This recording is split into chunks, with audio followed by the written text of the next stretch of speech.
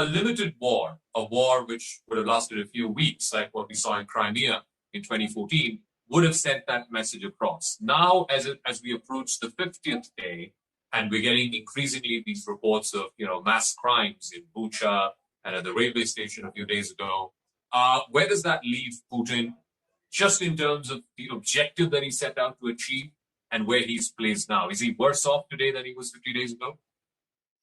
Well, it's very hard to say because this war has not played itself out yet. There's no question that he was pursuing what I would call a limited aim strategy.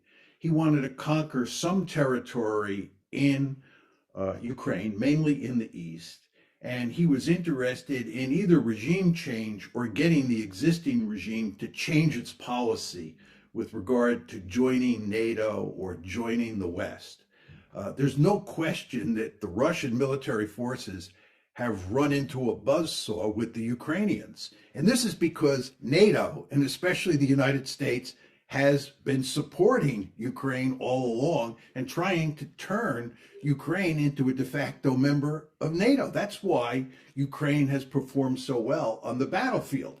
So the Russians have had their hands full, but the Russians are doubling down now, and where this all leads is very hard to say. And you just want to remember, the Russians view what's happening in Ukraine as an existential threat.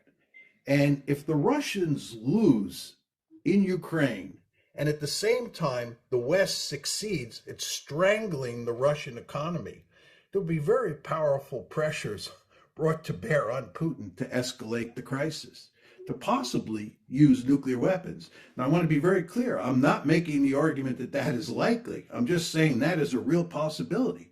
You want to remember, Putin views this set of events that's taking place in Ukraine as an existential threat. And when states face existential threats, the historical record is very clear here. They pursue risky policies. So I think we're in dangerous waters here because it's not clear the Russians are going to prevail.